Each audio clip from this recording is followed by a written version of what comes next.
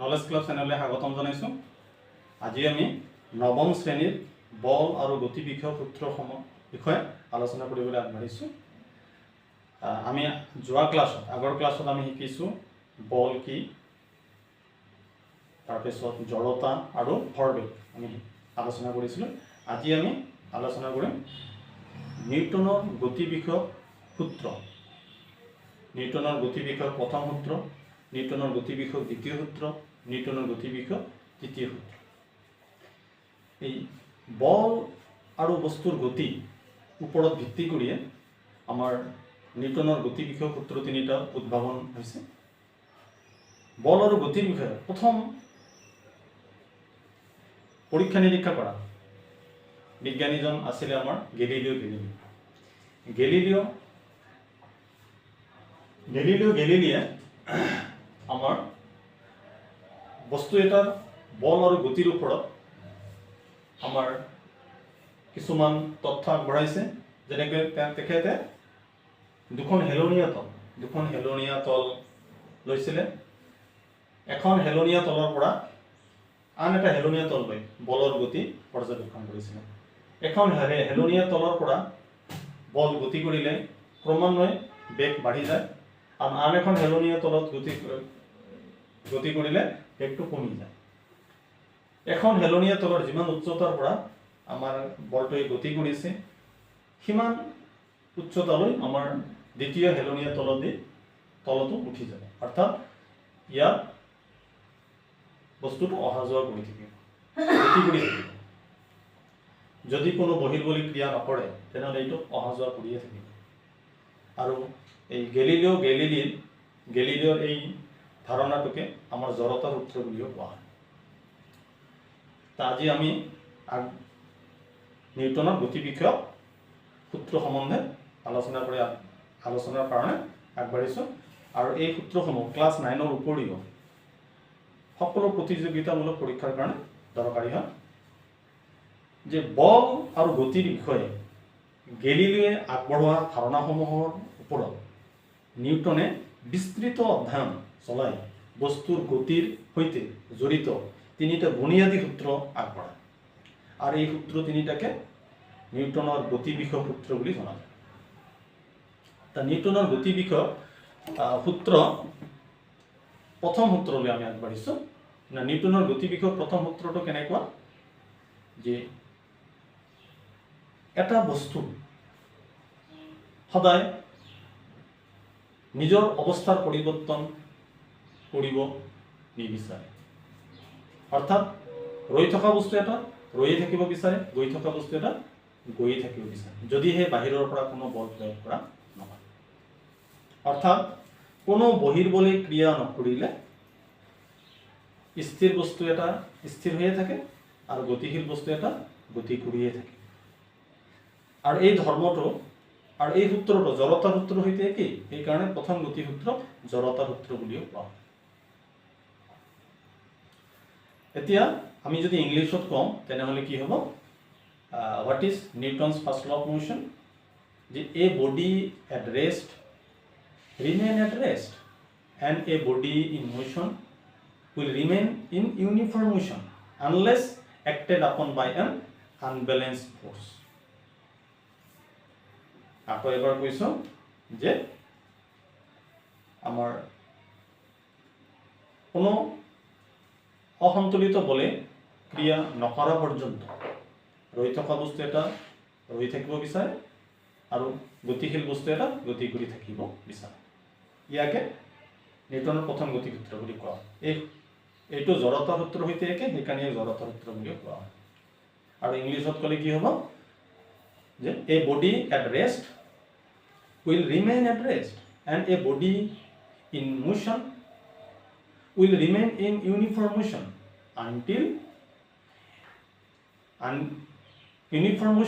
unless acted upon by an unbalanced force. এটো হৈ গ'ল এটা আমাৰ this is similar with the laws of inertia. So first law of motion is also called the laws of inertia. Next আমি নিউটনৰ দ্বিতীয় গতিলৈ আগবাঢ়িছোঁ। নিউটনৰ গতি বিষয়ক দ্বিতীয় সূত্ৰটো আমাৰ ভৰবেগৰ সৈতে জড়িত। আমি ভৰবেগ আগৰ ক্লাছত আমি আলোচনা কৰিছোঁ যে ভৰবেগ কি, কোনো এটা বস্তু ভৰ থাকে আৰু বস্তু এটা যেতিয়া গতি কৰিব তাৰ বেগো থাকে, বেগ উৎপন্ন হৈ যায়। তে বস্তু এটাৰ ভৰ আৰু বেগৰ গুণফলকে কোৱা হয় ভৰবেগ। আৰু ভৰবেগৰ ধাৰণাৰ ভিত্তিতে আমাৰ নিউটনৰ গতি বিষয়ক দ্বিতীয় সূত্ৰটো ইয়াত অৱতাৰণা কৰিছে যে কোনো বস্তুৰ ভৰবেগৰ পৰিৱৰ্তনৰ হাৰ প্ৰযুক্ত অসন্তুলিত বলৰ সমানুপাতিক। আকৌ এবাৰ কৈছোঁ যে কেনেকুৱা, যে কোনো বস্তুৰ ওপৰত প্ৰযুক্ত বল কাৰ সমানুপাতিক, ভৰবেগৰ পৰিৱৰ্তনৰ হাৰৰ সমানুপাতিক। মানে উল্টাকৈ ক'লেও হ'ব যে কোনো ভৰবেগৰ পৰিৱৰ্তনৰ হাৰ প্ৰযুক্ত বলৰ সমানুপাতিক, সেইটো ক'লেও হ'ব। তেনেহ'লে নিউটনৰ দ্বিতীয় গতি সূত্ৰটো আমাৰ কি, যিমানে ভৰ বেছি হ'ব সিমানে ভৰবেগ বেছি হ'ব, যিমানে বেগ বেছি হ'ব সিমানে ভৰবেগ বেছি হ'ব। ইয়াৰ প্ৰয়োগ হ'ল আমাৰ ক্ৰিকেট খেলুৱৈ। ক্ৰিকেট খেলুৱৈ এজন ক্ৰিকেট বলটো ধৰাৰ সময়ত হাতখন অকণমান তলফালে লৈ যায়। ইয়াৰ কাৰণটো হ'ল ভৰবেগ কমৰ কাৰণে এইটো কৰা হয়, এইটো আৰু ব্যৱহাৰিক প্ৰয়োগ হয়। ইংলিছত ক'লে কি হ'ব যে what is Newton's second law of motion? Force acting upon a body is proportional to the rate of change of momentum. কি ক'লো? Force acting on a body is proportional to the rate of change of momentum, and the displacement occur in the direction of applied force. Here mathematical expression to hold F equal to mv minus mu by t, or m equal to m simply. আকৌ এবাৰ কৈছোঁ তেনেহ'লে আমাৰ কোনো বস্তুৰ ওপৰত ক্ৰিয়া কৰা অসন্তুলিত বল ভৰবেগৰ পৰিৱৰ্তনৰ হাৰৰ সমানুপাতিক, বা উল্টাকৈ ক'লেও হ'ব কোনো বস্তুৰ ওপৰত ক্ৰিয়া কৰা অসমতুল্য বল ভৰবেগৰ পৰিৱৰ্তনৰ হাৰৰ সমানুপাতিক। ওকে, ইংলিছত ক'লে কি হ'ব তেনেহ'লে যে force acting on a body is proportional to the rate of change of moment. আৰু ইয়াৰ মেথমেটিকেল এক্সপ্ৰেছন কোনটো, F equal to mv minus mu by t।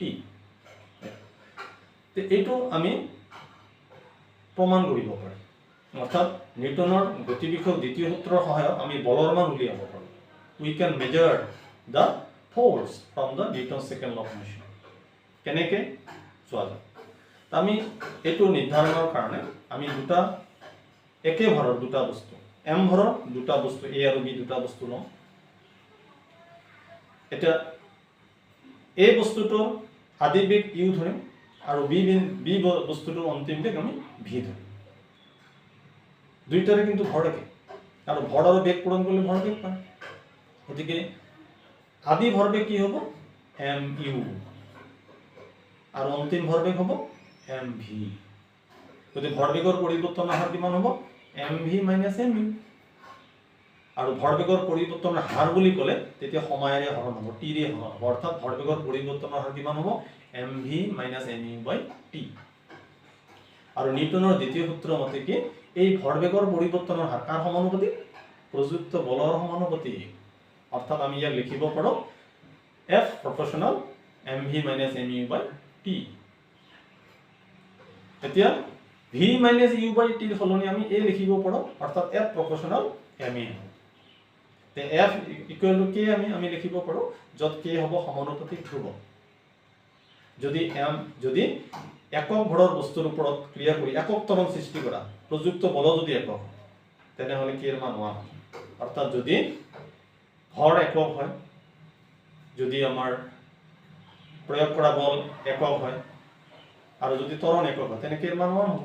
তেনেহ'লে আমাৰ F equal to k m to k ৰ মান 1 বহাই দিলে F equal to ma হ'ব, অৰ্থাৎ বল equal to ভৰ ইনটু ত্বৰণ। আৰু এইটোৱে হ'ল আমাৰ নিউটনৰ দ্বিতীয় গতি সূত্ৰৰ প্ৰমাণ। আকৌ এবাৰ কৈছোঁ মই, এতিয়া ইংলিছত এবাৰ কৈছোঁ যে এইটো প্ৰমাণ কৰাৰ কাৰণে কি কৰিব লাগিব, আমাৰ দুটা আমাৰ for the proof, A and B are two body having mass m. The initial velocity of the body A is u and final velocity of the body B is v. So the initial momentum of A will be mu and final momentum of B will be mv. So rate of change of momentum will be mv minus mu by t. So v minus u by t, instead of v minus u by t we can write a, because acceleration means rate of change. So we can write ma. Then according to Newton's second law of motion, F proportional ma. So we can equate this F equal to kma. K means constant of proportionality. If F equal to 1, m equal to 1, a equal to 1, then value of k become 1 experimentally. So finally we can write F equal to m. This is the formula of Newton's second law of motion, and from this formula we can calculate force easily. Okay, এইটো হৈ গ'ল আমাৰ। তেনেহ'লে আমাৰ দ্বিতীয় সূত্ৰটো আকৌ এবাৰ মই কৈ দিছোঁ। তেনেহ'লে প্ৰযুক্ত বলে অৱস্থাৰ পৰিৱৰ্তন নকৰা পৰ্যন্ত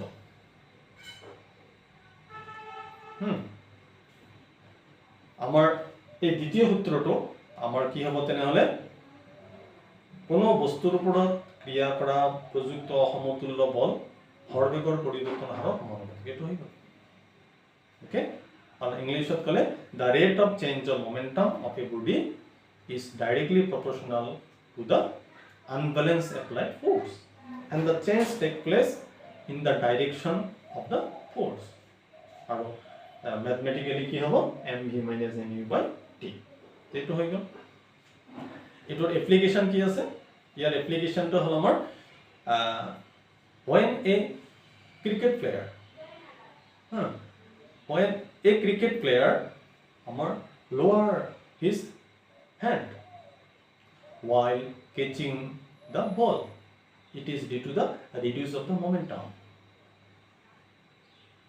ক্ৰিকেট খেলুৱৈ এজন ক্ৰিকেট বলটো ধৰাৰ সময়ত আমাৰ হাতখন অলপ পিছুৱাই লৈ যায়, তললৈ লৈ যায়, এই ভৰবেগৰ মোমেন্টামটো কমোৱাৰ কাৰণে। এইটো হৈ গ'ল। নেক্সট আমি এতিয়া চাম নিউটনৰ তৃতীয় গতিসূত্ৰ, Newton's third law of motion. নিউটনৰ তৃতীয় গতিসূত্ৰটো আমাৰ যদি ভালকৈ পৰ্যবেক্ষণ কৰোঁ, আগতে চোৱা যাওক কেইটামান উদাহৰণ। যেনেকৈ আমাৰ চৰাই এটা উৰিবৰ সময়ত বায়ুমণ্ডল কেনেকৈ উৰিব? চৰাই এটা উৰিবৰ সময়ত কেউকাৰে বায়ুমণ্ডলৰ ওপৰত এটা হেঁচা দিয়ে, এইটো হ'ল ক্ৰিয়া বল। আৰু ফলস্বৰূপে বায়ুমণ্ডলীয় চৰাইটোৰ ওপৰত এটা বিপৰীতমুখী বল প্ৰয়োগ কৰে, এইটো হ'ল প্ৰতিক্ৰিয়া বল। এই ক্ৰিয়া প্ৰতিক্ৰিয়াৰ ফলস্বৰূপে চৰাইটো আগুৱাই যায়।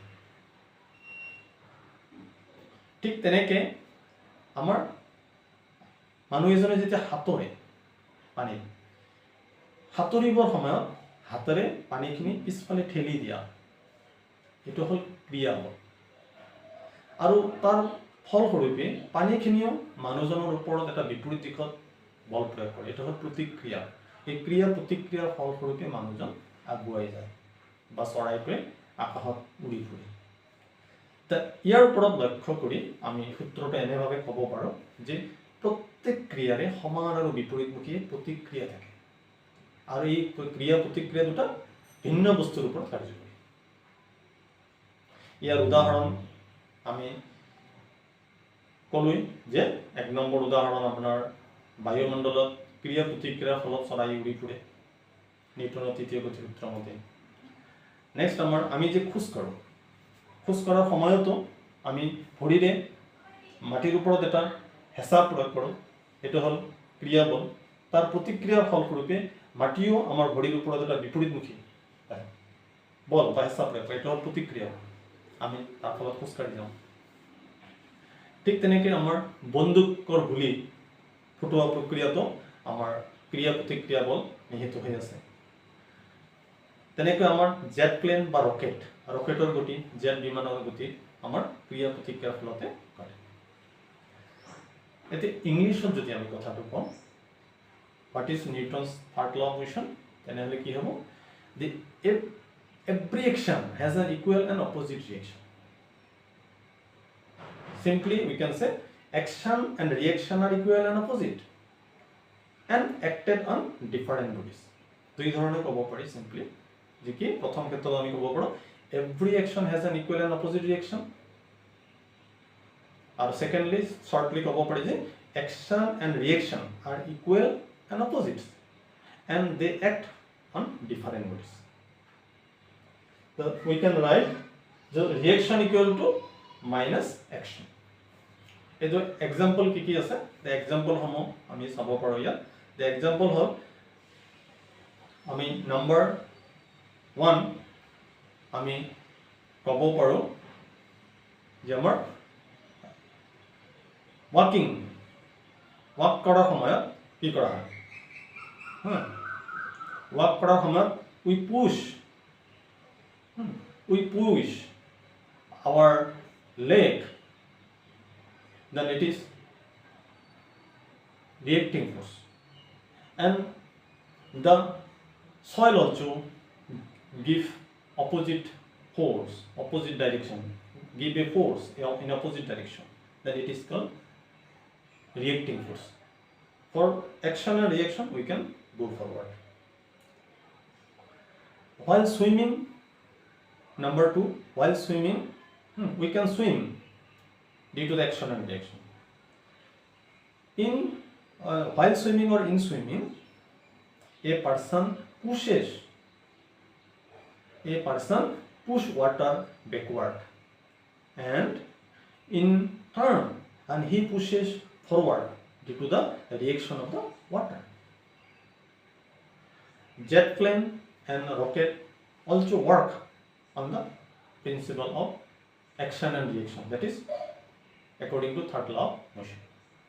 তো মই শেষত আকৌ এবাৰ কৈ দিছোঁ শ্বৰ্টলি যে নিউটনৰ গতি বিষয়ক প্ৰথম, দ্বিতীয়, তৃতীয় সূত্ৰটো কি, তেনেহ'লে নিউটনৰ প্ৰথম গতি সূত্ৰটো হ'ল যে প্ৰযুক্ত বলে অৱস্থাৰ পৰিৱৰ্তন নকৰা পৰ্যন্ত